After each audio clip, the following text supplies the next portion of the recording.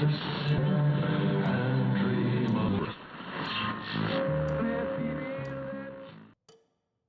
and gents, dimes and dappers, welcome back to the parlor of the peculiar, the den of the light, and the broadcast that tiptoes between the curious and uncanny. I'm your host for the evening, back from the shadows of the airwaves, and ready to spin tales that'll rattle your bones and tickle your curiosity. So sit tight, tune in, and let's take our first step into tonight's tale. The air is thick with story, the mic is warm, and my word, are you in for a time? Now, to start off with tonight's story, we are going to go with... We have a few new ones. And one of them actually has caught my attention pretty quickly. Now, actually, a few of them has caught my attention, not just one. Two of them have. Now, I've not expected something like this, but I have interest in it. Well, more so. Now then, this story was submitted by someone named DC. Of course, anonymous as always. We don't want to always give out everybody's tales of the unknown. Now, where to start? Right here. I grew up in the country in a town so small we didn't have a stoplight until I was 15. There's some error there, but okay. My friends and I used to go on ghost walks through woods, old barns, and yes, even graveyards. It was all in good fun.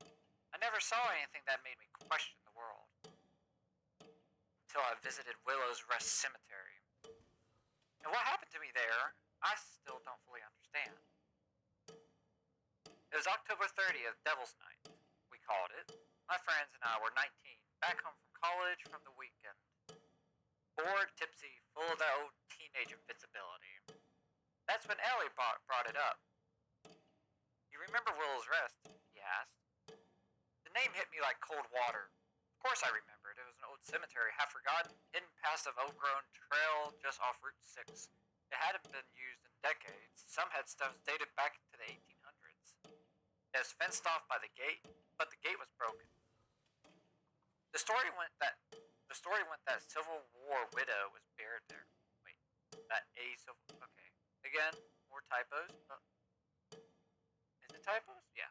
Okay, more typos. Buried there, Angus Whitlow. Agnes? I think is how it's spelled. So even though you're on the other side, I do apologize. They said she waited by her husband's grave every night until she died. People claim to see her still wandering, calling his name. Let's go, Ellie said. Midnight, stay until 1. Phone's off. First one to run loses. God help me, I said yes. There were 4 of us, me, Ellie, Seth, and Mara. We parked on the side of the road and hiked the narrow path to the cemetery. The gate creaked open like something from a movie. A low wind blew leaves across the path, and the only light was from the moon filtering through bare branches. Willow's Rest was quiet. Too quiet. No crickets. No owls. We walked among the graves, flashlights flickering. Most stones were broken or unreadable, but some had names still carved deep into the granite. We settled on a spot near the big willow tree at the center. That's where Agnes was buried. Around 12:20, Seth said, "Do you hear that?" We all froze. It was faint, just at the edge of hearing. A whisper, not wind. Voices murmuring low. Too many to count, like a crowd at a funeral just beyond the trees. Nope, Mara just said. Not cool. But we stayed. Then we saw movement behind the headstone, maybe 10 yards away. Ellie called out, "Hello?" No answer. A few minutes passed, and then I saw him. Or we saw him. He stepped out from behind the willow tree, a man in a long, tattered coat. Thin, pale. His His eyes, I'll never forget his eyes. They were sunk deep into his skull, glowing faintly in the dark. Not bright, empty. He didn't walk, he drifted. Mara grabbed my arm and whispered, "Please tell me you see him." We all did. He stopped at a grave. His own, maybe. He knelt down and began digging. Slowly with his bare hands. Dirt. Okay, that just ended weirdly. Okay. And then he looked at us. Not just glanced, he looked into us. I couldn't move. None of us could. Then he opened his mouth and laughed. Not loud. Not maniacal.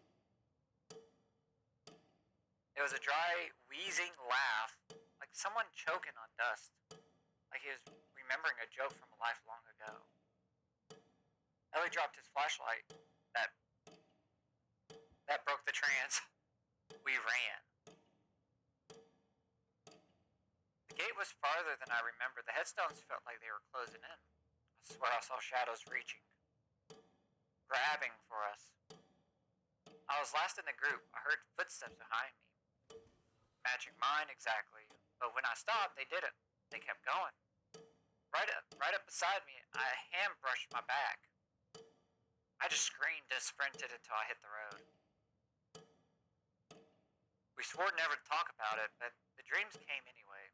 Of the willow tree, of the grave, of that laugh.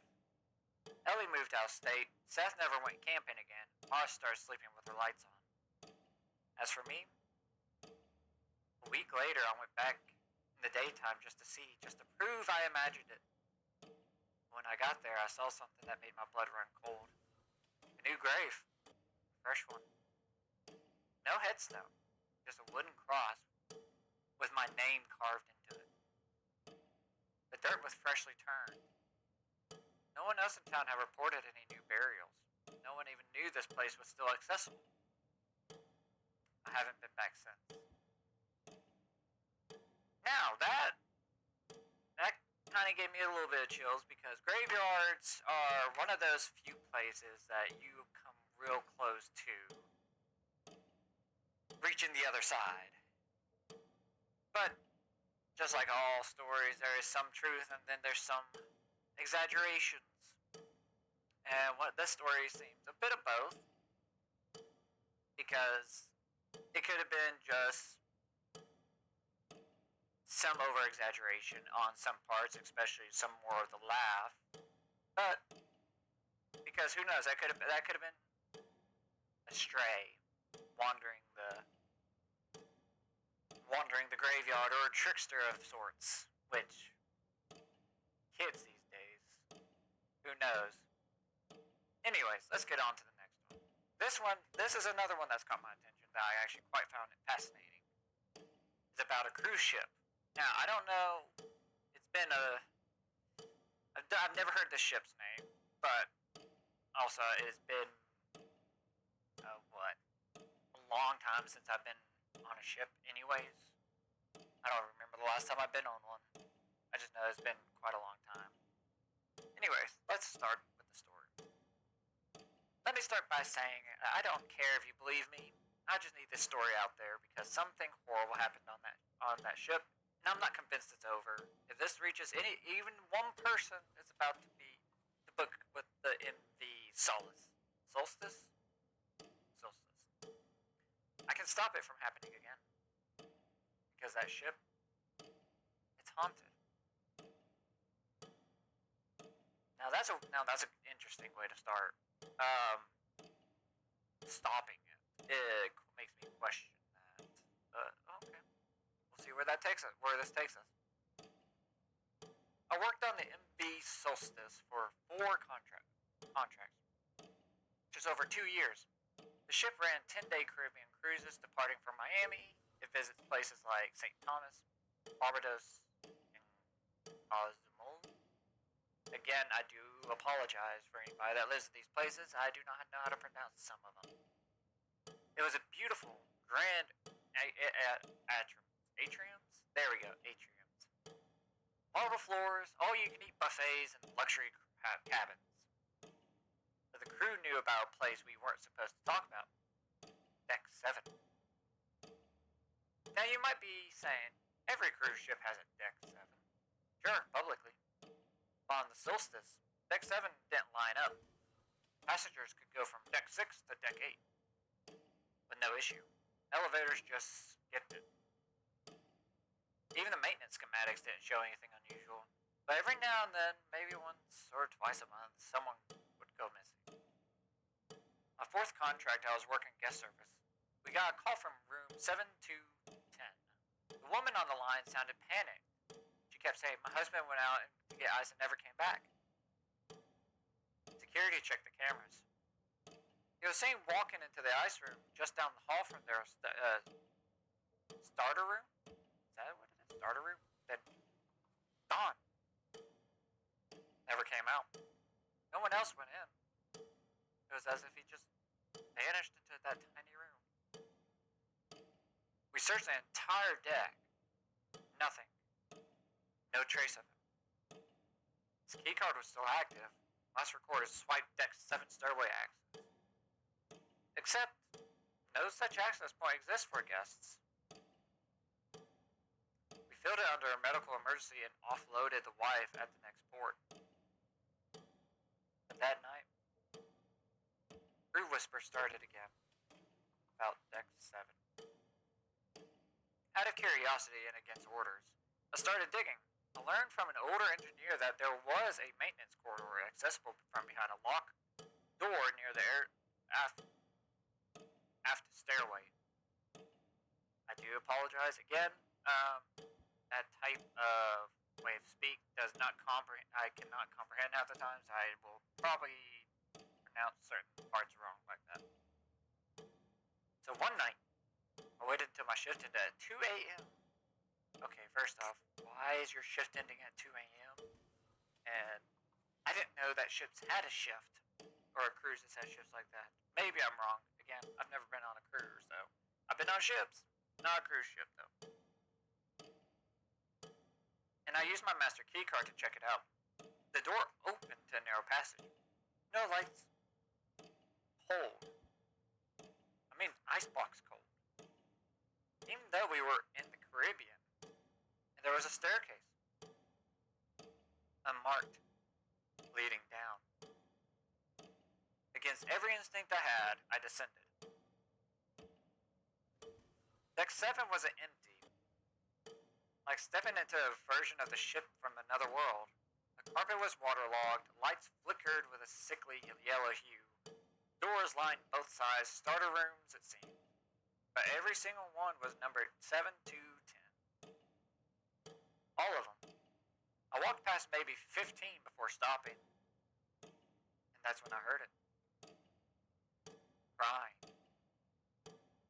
From behind one of the doors, a man's voice, muffled, sobbing quietly. I backed away. I was about to run when I heard footsteps ahead of me. Slow and wet.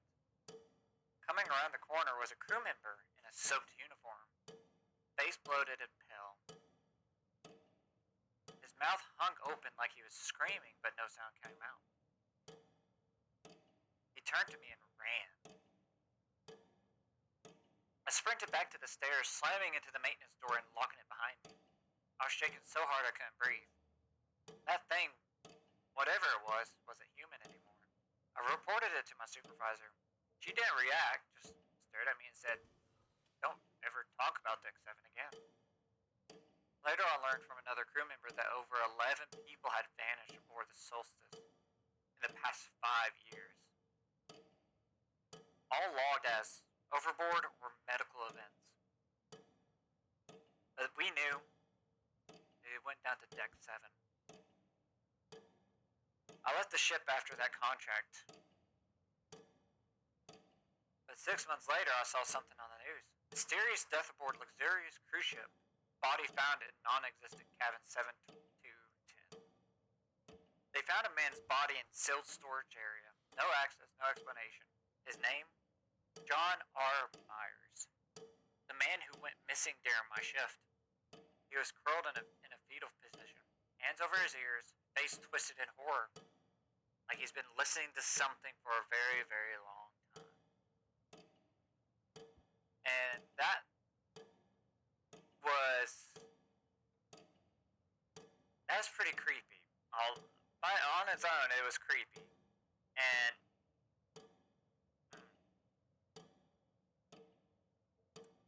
I really have chills on that one.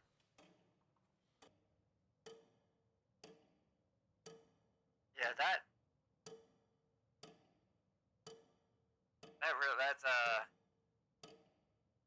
oh god, that actually gave me chills. Mm,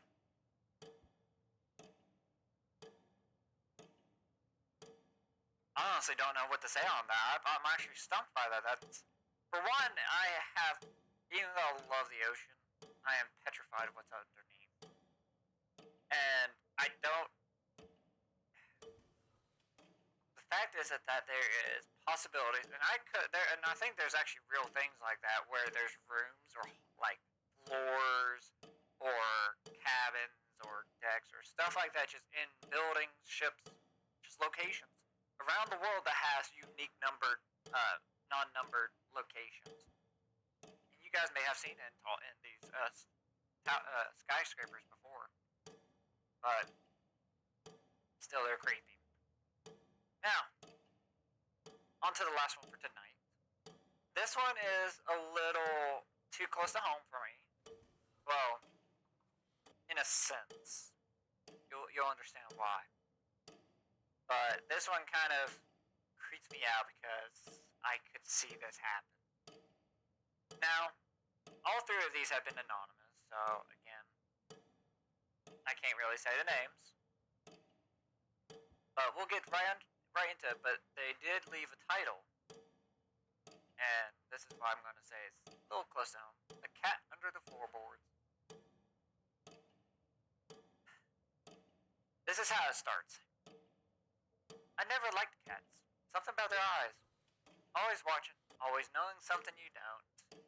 So it made no sense when I moved into an old farmhouse in upstate New York and found myself being watched by one.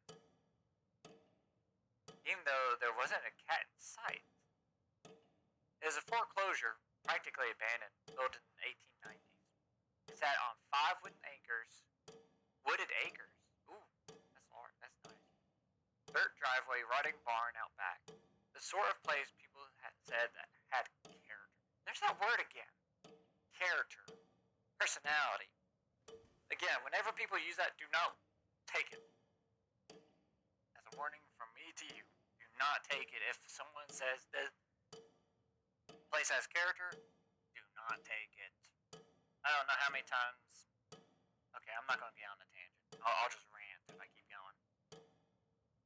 Anyways, I bought it cheap, figuring I could fix it up and flip it. The previous owner had been an elderly woman named Ruth Weller. According to neighbors, she was a recluse who had lived there alone for decades with her cats. Too many, one woman told me. She stopped burying them after a while. Okay. That's creepy. Already. And saddening. Okay. It started with noises. Soft, delicate scratching. In the walls. Under the floorboards. Sometimes a dull thud. Like something jumping and landing with a muted thump. I assumed mice. Set traps. Called pest control. They found nothing. One night I was reading in bed when I heard it clearly. A long, drawn-out meow. It almost sounded sorrowful. Like it was calling for something lost. I checked the house top to bottom. No sign of an animal. But next morning, a single paw print appeared in the dust on my hardwood floor. It was too small for a dog, and too fresh for a house that hadn't seen a pet in over a year. I am very freaked out by that idea of having paw prints popping up anywhere and everywhere in my house when there's nothing few weeks later, I finally built up the courage to clean the basement. The light didn't work, so I brought a flashlight. It smelled of mildew and something sour. Near the far corner behind a stack of old boxes, I found a small makeshift grave. Cardboard box with a faded towel. Bones inside. Animal bones. Dozens of them. Some still had fur clinging to them. There's a name tag. Oh, they're all Tippy, Mr. Boots, Velvet. At least 8 dead cats in various stages of decay. I gagged. Got rid of them the next morning, though I felt deeply uncomfortable doing it. I would be too, especially messing with someone's pet's grave, or like someone's, I guess, old pet's grave or something like that. After that, the sounds got worse. The meowing wasn't occasional anymore. It was constant. Always in the dead of night. Always just beyond where I could see. Sometimes I'd wake up to find claw marks on the inside of my bedroom door. Deep, fresh gouges, but never any blood. Once I caught a glimpse, just for a second. A black cat perched on the banisters upstairs. It stared at me. And then vanished. The worst night of all, I woke up gasping, unable to breathe. Something was pressing on my chest. Not heavy, but insistent. I opened my eyes and saw a shadowy figure sitting on my chest. Small, cat-sized. 2 glowing yellow eyes blinked at me in the dark. Then I felt it. A tongue dragging slowly up to the side of my cheek. I screamed and scrambled off the bed, turning every light on in the house. But nothing was there. Just long, parallel scratches across my chest. I lasted 3 more nights before moving out. I broke my lease, lost thousands. But I didn't care, because the last night I woke up and every window in the house was open. There were muddy paw prints on my floor, trailing from the basement to my bed to my pillow, and sitting right there in the middle of it all was a tiny cat collar with a rusted tag, and it read, "Velvet, please don't let her be alone again." That is the end of that story. And I have goosebumps up and down my spine to no end, and I do not know when they're going to go away. But I have to say that that is a sad story to me, because I do have a feline friend that is right now sleeping, and I am not and the idea of something like that happening has me on high nerves. So, yeah, I don't even know where to go from there. That really took the wind out of my sails for a second. But that was the final story for tonight. Next broadcast. Sorry, that really took the wind out of my sails. I'm trying to compose myself. Okay. Next broadcast is going to consist of some more SCPs. We are... What is it? SCP... We last did... Was it 0010? Or 009? 010? Was it 010 or was it 009? Let me look through my folder.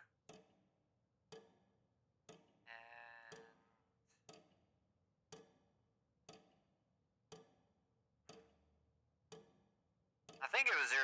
I think that was the last one, but that is very far. I do not think I have in this folder. I probably have in the wrong folder. Yeah, okay, no, I see it. 009 was the last one. Alright. Good. So we will continue on doing some SCPs next week, next Thursday night, as always. And before I end tonight's broadcast, I'd like to let everybody know that if we reach... Let's see. 50. Let's go with 50.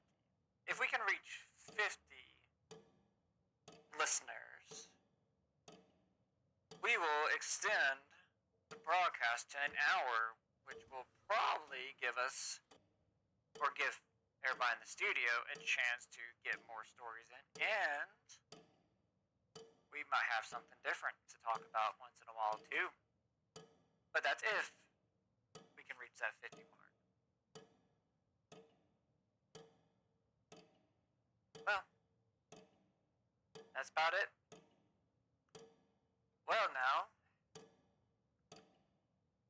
yeah, we've danced our dance, told our tales, and shaken the dust off our darkest corners of imagination. As we close the curtain on tonight's chapter, may your dreams be vivid and your tomorrows be bold.